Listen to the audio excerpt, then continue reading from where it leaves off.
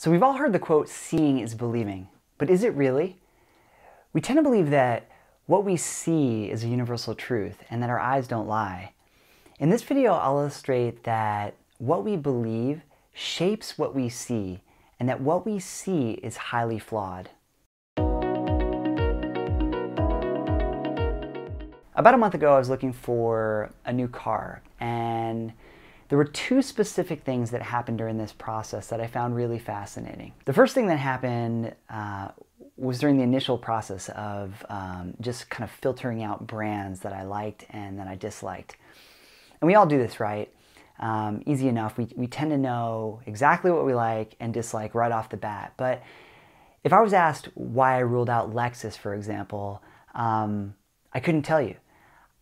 I've actually never driven one. They seem really nice on the surface, but I wouldn't even give the brand a second thought. And why is this? Behind the scenes, my brain is already mostly subconsciously creating a model, creating a stereotype of Lexus based on my beliefs, based on my values and my pre-wired survival mechanisms. And think about another brand that you tend to do this with. Somebody says Buick to me, and I immediately think old person, possibly golfer, and I have no idea why I think golfer. It just comes into my head as a snap judgment. But we don't just do this for cars. We do this everything, and largely for the fact that our brains are wired for energy efficiency. The problem here is that our mental model for our surroundings, for our thoughts, and for our feelings become our truths, even if they were created subconsciously. In the case of Lexus, I created my own negative truth, but when I really thought about why I had the reaction, I can't explain it.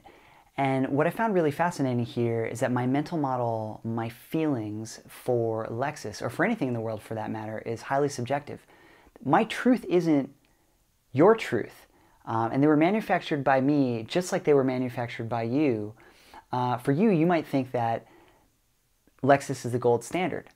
All right, so the second thing that happened during the car buying process was that after I narrowed down the specific make and model that I was interested in buying, I started to see them everywhere on the road, and not just the make and model. I was seeing the same make, the same model, and the same color literally everywhere. It's like there were hundreds of them. And why is that? Because the moment I associated value to that vehicle in my mind, it came into my vision, it came into my focus. And before I associated value to it, it's as if the car never existed. And I find that really fascinating how that tends to happen.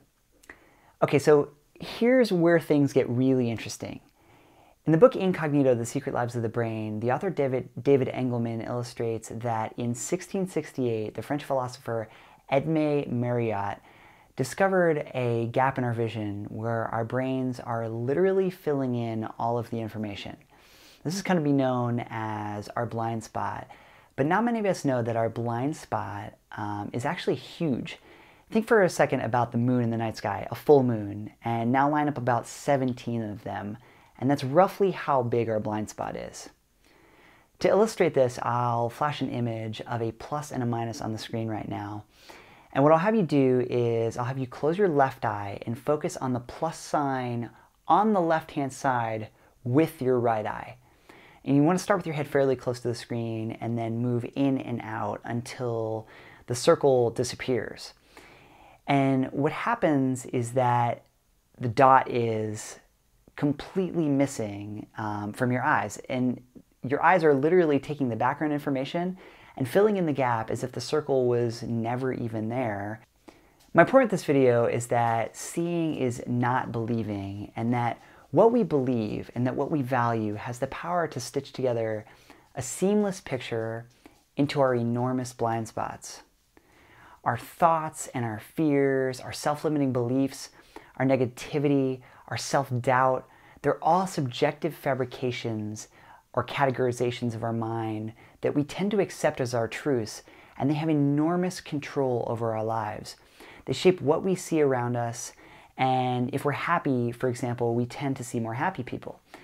If we're depressed, we tend to see more things that support those negative thoughts. And if you understand these things, you have the ability to respond. You have the ability to change. And when you change your belief system, you'll begin to see a world that's different. You have the power to shape your own reality. So I'll ask you this question. Where do your thoughts live? What do you believe? When was the last time you had something flood into your vision after you placed value on it? I'd love to hear your thoughts in the comment section below. Thanks so much for watching. I don't know if you can hear my dog walking around on the floor in the background over here.